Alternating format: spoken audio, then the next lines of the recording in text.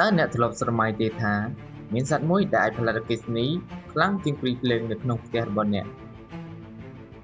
វាមិនប្រើធ្មេញមុតឬក្រញាំដ៏សាហាវដើម្បីប្រមាញ់នោះទេប៉ុន្តែវាប្រើអគ្គិសនីដើម្បីធ្វើជនរងគ្រោះដូចសន្លប់ក្នុងរយៈពេលតែប៉ុន្មានវិនាទីតែប៉ុណ្ណោះប៉ុន្តែអ្វីដែលគួរភ្ញាក់ផ្អើលជាងនេះគឺវាមិនមែនជាអន្ទង់ធម្មតានោះទេថ្ងៃនេះយើងនឹងធ្វើដំណើរចូលទៅកាន់ព្រៃ Amazon ដើម្បីស្វែងយល់ពីសត្វមួយដែលត្រូវបានគេហៅថាម៉ាស៊ីនអគ្គិសនីមានជីវិត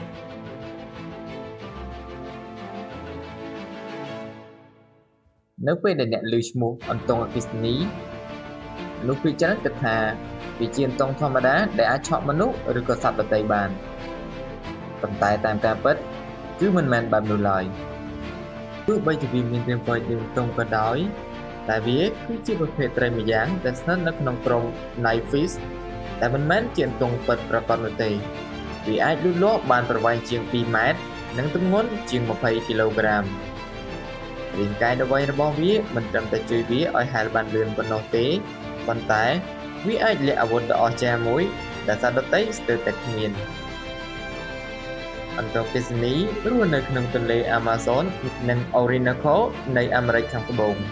ទឹកនៅទីនោះមានពណ៌ត្នោតឬពណ៌ខ្មៅដោយសារតែស្លឹកឈើរលួយនិងភក់ពេលខ្លះអ្នកស្ទើរតែមើលមិនឃើញថាមានអ្វីនៅខាងក្រោមទឹកឡើយសម្រាប់អ្នកប្រមាញ់ជាច្រើននេះគឺជាបញ្ហាដ៏ធំប៉ុន្តែសម្រាប់អន្ទង់អគ្គិសនីភាពងងឹតគឺជាអត្ថប្រយោជន៍ដ៏ល្អរបស់វាហើយនេះគឺដោយសារតែសមត្ថភាពមួយដែលស្ទើរតែដូចរ៉ាដារបស់នាវាមួយទឹកប្រហែល 80% នៃរាងកាយរបស់វាគឺជាសរីរាង្គដែលផលិតអគ្គិសនីនៅក្នុងនោះ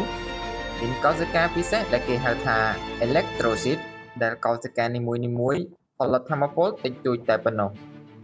ប៉ុន្តែនៅពេលដែលកោសិការាប់ពាន់ដំណើរការព្រមគ្នាវាប្រៀបដូចជាអាគុយតូចៗរាប់ពាន់គ្រាប់ដែលត្រូវបានភ្ជាប់ចូលគ្នាជាលទ្ធផលវាអាចបញ្ចេញអគ្គិសនីបានប្រហែលជា860 វ៉ុលដែលជាវ៉ុលខ្ពស់បំផុតដែលបានវាស់នៅក្នុងប្រភេទអន្ទង់អគ្គិសនីមួយចំនួនប៉ុន្តែ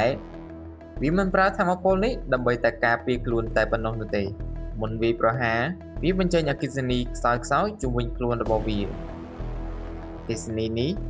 មិនមានគោលបំណងឆក់ជនរងគ្រោះនោះទេផ្ទុយទៅវិញវាជួយឲ្យដឹងថាមានអ្វីកំពុងតែផ្លាស់ទីនៅខាងក្នុងទឹកងងឹតវាដូចជារ៉ាដាដែលអាចជួយឲ្យរកឃើញឬសត្វដែលលាក់ខ្លួនទោះបីវាមើលមិនឃើញក៏ដោយនៅពេលដែលវារកឃើញគោលដៅវានឹងបញ្ចេញចរន្តអគ្គិសនីដ៏ខ្លាំងភ្លាមៗសាច់ដុំរបស់ជនរងគ្រោះនឹងកត្រាក់ដោយមិនអាចគ្រប់គ្រងបានហើយមិនអាចគេចខ្លួនបានទៀតផងបន្ទាប់មកវានឹងធ្វើការលេបជនរងគ្រោះទាំងមូលប៉ុន្តែមានសំណួរមួយកើតឡើងហេតុអ្វីបានជាអន្ទង់អគ្គិសនីមិនឆក់ខ្លួនឯងអ្នកវិទ្យាសាស្ត្រជាច្រើនជឿថារាងកាយរបស់វាបានវិវត្តដើម្បីទ្រាំទ្រនឹងអគ្គិសនីដែលខ្លួនវាអាចបង្កើតលើពីនេះវាបញ្ចេញចរន្តអគ្គិសនីក្នុងរយៈពេលដ៏ខ្លីបំផុតនិងមានការរៀបចំសរីរាង្គដែលជួយកាត់បន្ថយផលប៉ះពាល់មកលើខ្លួនវាទោះជាយ៉ាងណាវានៅតែប្រើប្រាស់ថាមពលយ៉ាងច្រើនរាល់ពេលដែលវាបញ្ចេញអគ្គិសនីខ្លាំងៗដូច្នេះវាមិនបញ្ចេញចរន្តអគ្គិសនីខ្លាំងដែលមិនចាំបាច់ឡើយប៉ុន្តែប្រសិនបើសត្រូវនៅតែបន្តចូលជិតវាមានវិធីផ្សេងទៀតក្នុងការការពារខ្លួននៅពេលមានការគំរាមកំហែង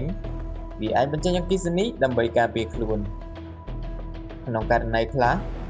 អ្នកវិទ្យាសាស្ត្របានសង្កេតឃើញថា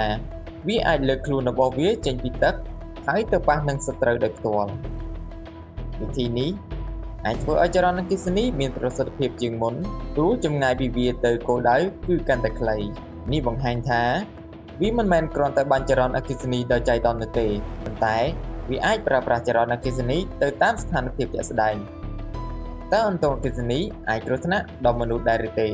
អន្ទង់អគ្គិសនីមិនស្វែងរកមនុស្សដើម្បីវាយប្រហារនោះទេករណីភាគច្រើនកើតឡើងនៅពេលដែលមនុស្សរំខានឬចូលទៅជិតវាពេកការឆក់មួយលើកអាចបង្កឈឺចាប់និងបាត់បង់ការគ្រប់គ្រងសាច់ដុំក្នុងមួយរយៈអានិភ័យធំជាងគេគឺប្រសិនបើអ្នកនៅក្នុងទឹកការឆក់របស់វាអាចធ្វើអ្នកលង់ទឹកក៏ថាបានហេតុនេះហើយទើបអ្នកស្រាវជ្រាវនិងអ្នកនេសាទនៅតំបន់ Amazon តែងតែប្រុងប្រយ័ត្នខ្ពស់ចំពោះប្រភេទសត្វមួយនេះប៉ុន្តែនៅមានការពិតមួយទៀតដែលមនុស្សពីច្រើនមិនធ្លាប់បានដឹងអន្តរអគ្គិសនីមិនត្រឹមតែប្រើអគ្គិសនីដើម្បីប្រមាញ់តែប៉ុណ្ណោះទេពេលខ្លះវាប្រើចរន្តអគ្គិសនីដើម្បីស្វែងរកផ្លូវនៅក្នុងទឹកងងឹតនិងទាក់ទងជាមួយនឹងអន្ទង់ដទៃទៀតផងដែរអ្វីដែលគួរឲ្យចាប់អារម្មណ៍មួយទៀតវាមិនអាចរស់នៅក្រោមទឹករហូតដោយមិនឡើងមកលើបានឡើយរៀងរាល់ប៉ុន្មាននាទីម្ដងវាត្រូវឡើងមកលើដើម្បីដកដង្ហើមព្រោះវាទទួលអុកស៊ីសែនភាគច្រើនពីខ្យល់មិនមែនពីទឹកនោះទេនៅក្នុងពិភពសត្វមានអ្នកប្រមាញ់ដែលពឹងផ្អែកទៅលើកម្លាំងខ្លះពឹងផ្អែកទៅលើល្បឿនហើយខ្លះពឹងផ្អែកទៅលើពឹសប៉ុន្តែអន្ទង់អគ្គិសនីបានជ្រើសរើសវិធីមួយខុសគេវាបានប្រែក្លាយថាមពលអគ្គិសនីទៅជាអាវុធដ៏មានប្រសិទ្ធភាពដែលអាចជួយឲ្យវារស់រានមានជីវិតនៅក្នុងទឹកងងឹតនៃព្រៃអាម៉ាហ្សូនអស់រយៈពេលរាប់លានឆ្នាំបើបងប្អូនពេញចិត្តវីដេអូនេះសូមចុច like និង subscribe ដើម្បីទទួលបានវីដេអូថ្មីៗបន្តទៅទៀតសូមអរគុណសម្រាប់ការទស្សនា